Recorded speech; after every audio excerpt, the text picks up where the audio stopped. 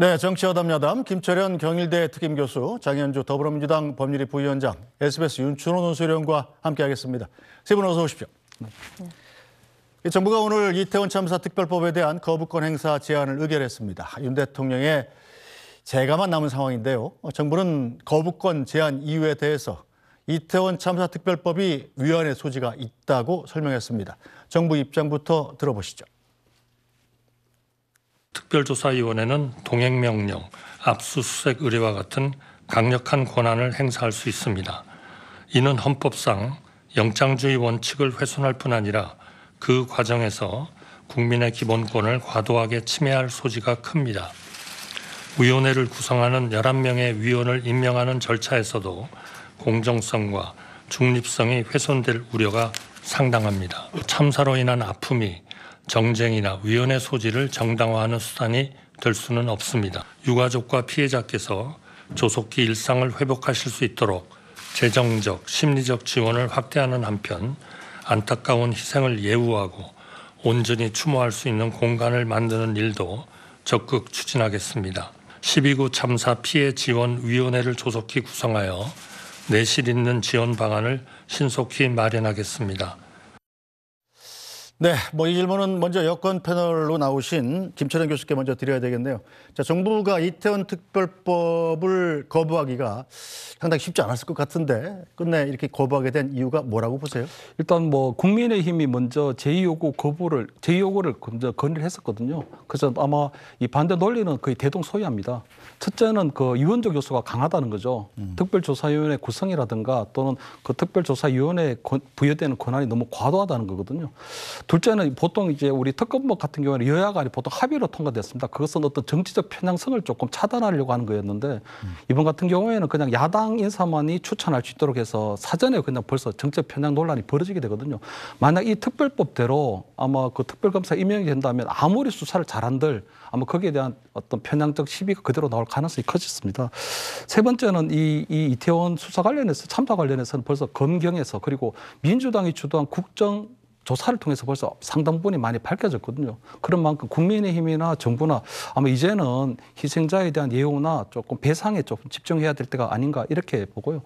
또 하나는 조금 대통령의 어떤 정치적 부담을 조금 경감시켜 주려는 그런 의미가 있는 것 같습니다. 왜냐하면 아마 대통령이 그동안 다른 야당에서 단독 통과시킨 법안에 대한 거부권은 바로 즉시 이제 거부를 했는데 이번 같은 경우에는 아마 거의 제2요구 기한을 거의 꽉 채울 정도로 고심을 하고 있는 것 같거든요. 그것은 어떤 본인이 이원적 요소가 있는 이 부분에 있어서 헌법 어떤 법률의 수호자로서 어떤 대통령이 막중한 책임감을 느끼는 부분이 있고 한편으로 볼 때는 그 특별법 외에 어떤 이태원 참사에서 보여준 어떤 159명의 어떤 희생자와 그리고 그들을 바라보는 어떤 부모의 마음을 함께 본인이 읽고 있지 않을까 그런 것 때문이거든요. 그래서 마지막으로 저는 국민의힘이나 또는 이 국무 내각에서 어떤 제2요구를 건의했지만 마지막으로 대통령께서 아마 여러 가지 부분들을 감안해서라도 조금 극적인 어떤 전격적으로 조금 결단을 한번 내려주셨으면 오히려 이 특별법에 대해서 오히려 마지막으로 그냥 한번 여러 가지 유연적 요소가 있지는 하지만 그래도 한번 전격적으로 한번 수용하는 건 어떨까 하는 이런 것들은 마지막으로 저도 나름대로 기대는 해봅니다. 네, 기대는 있을 수 있습니다만 장현주 변호사님 보시기는 어떻습니까?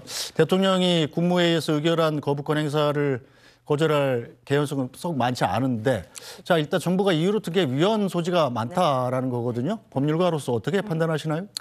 글쎄요, 정부로서는 위헌의 소지가 있다라고 판단했을 수는 있을 것 같은데요.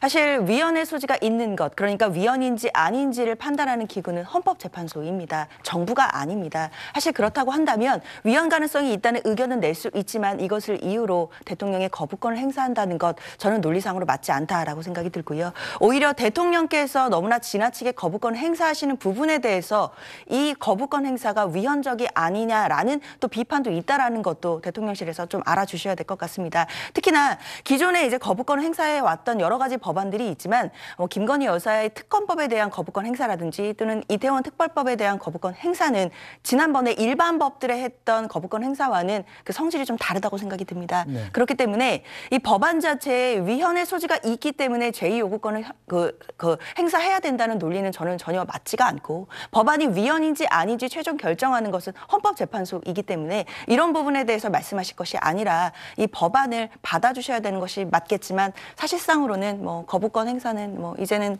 뭐 어느 정도는 뭐 수순인 것 같다라는 생각이 듭니다. 네, 여당에서는 지금 민주당의 독소 조항을 제거하면 재협상할 수도 있다 이런 의향을 피력했던데 네. 민주당에서 재협상에 응할 가능성은 좀 있다고 보시나요? 사실 뭐 이런 부분이야 원내에서 판단할 수 있는 영역이겠지만요. 저는 참 아쉬운 것이 국민의힘이 집권 여당으로서 조금 더 책임감 있는 모습을 보여줘야 되는 것이 아닌가 생각합니다.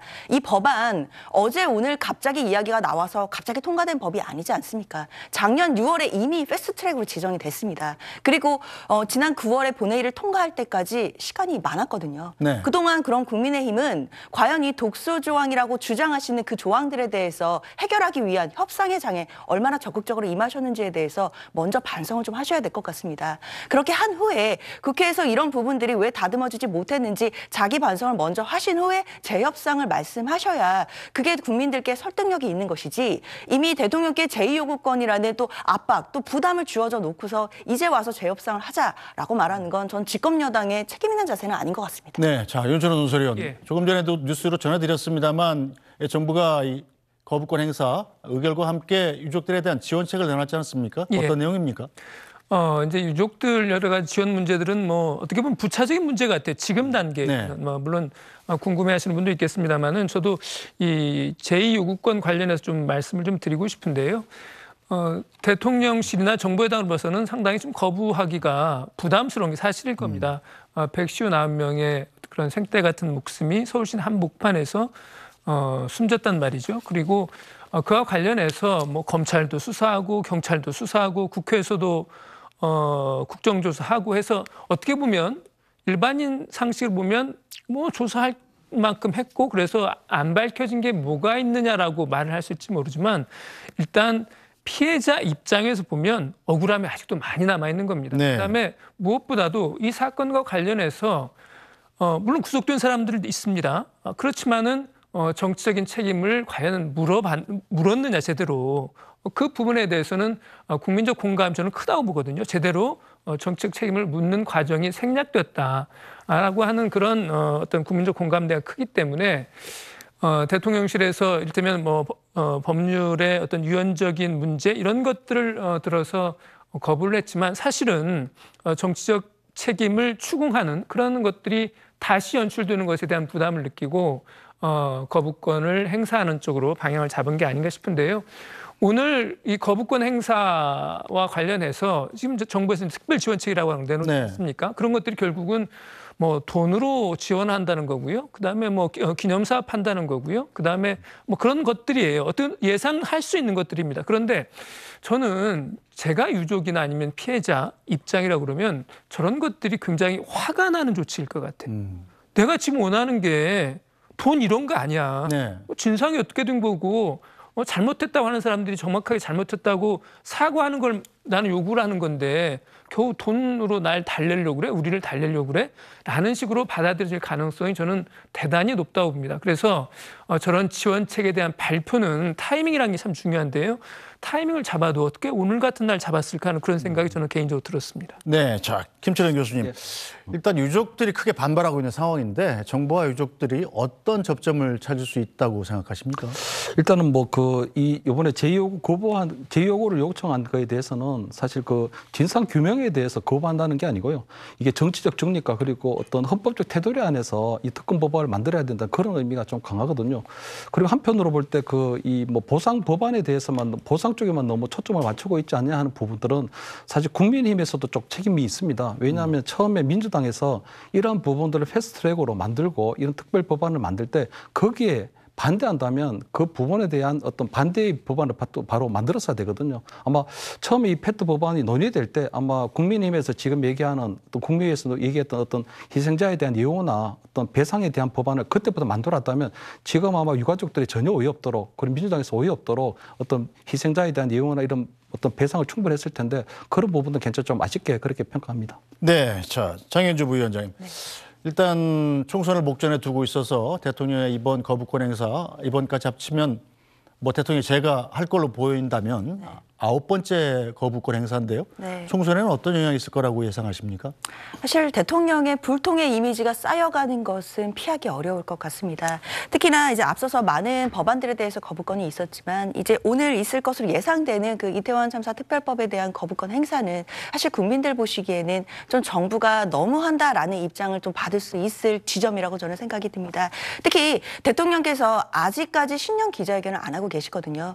처음에 대통령 집권을 하시고 용산으로 대통령실 이전하실 때 소통 늘리겠다 이렇게 말씀 주셨는데 사실 지금으로서는 불통의 이미지가 굉장히 쌓여가는 것이고 그리고 국회가 여러 가지 상황에서 입법을 해서 통과를 시킨 법안에 대해서 거부권을 행사하는 것이 쌓여간다라고 한다면 독단의 대통령으로 그런 이미지가 고착해야 될 가능성이 저는 높다고 생각이 듭니다. 그것과 맞물려서 지금 여당의 태도 또한 좀 무책임한 태도로 일관하고 있다라고 보이기 때문에 국민들의 입장에서는 총선에서 이 무책임한 집권 여당에 대한 부분 그리고 대통령의 독단의 부분에 대해서 어느 정도 표심으로 또 심판하실 수 있지 않겠나라는 생각도 듭니다. 알겠습니다. 자, 김철은 교수님께서는 이번 거부권 행사에 대해서 총선에 어떤 영향이 있다고 예상하십니까? 일단 비슷한 사례로 2014년도에 세월호 참사가 있었거든요. 그때 아마 정부가 진솔하게 대응을 했고 아마 그에 있었던 지방선거에서도 우리 유권자들 조금 합리적으로 또 차분하고 냉정하게 그걸 봤었습니다. 그런데 그때와는 조금 다른 게 이번에는 일단 대통령에 대한 부정적 평가가 상당히 높고 이 참사 현장이 대통령실이 있는 용산이라는 부분이 있거든요. 그리고 특히 우리 민주당을 비롯한 야당에서 계속적으로 비정한 대통령이라는 어떤 그런 마케팅을 계속하고 있기 때문에 아마 그런 부분들이 굉장히 이번 총선에는 조금 나쁜 영향을 미치지 않을까. 하지만 지금 대통령이 이번에 만약에 거부권을 행사한다면 이 부분은 그냥 본인이 어떤 부모로서의 마음을 버리는 게 아니라 헌법과 법률의 수호자로서 대통령의 어떤 무거움 때문에 할 수밖에 없는 그런 상황이거든요. 그래서 어떻게 보면 올해 그냥 계속적으로 문정부 때 굉장히 펑펑 쓰던 재정을 건전 재정으로 돌린 것처럼 어떻게 원칙을 지키는 대통령이라면 어쩔 수 없이 이번 총선에 어떤 유불리를 딸릴 수는 없고 그런 부분에서 비판도 그냥 묵묵히 감내낼 수밖에 없다 이래 보입니다. 알겠습니다.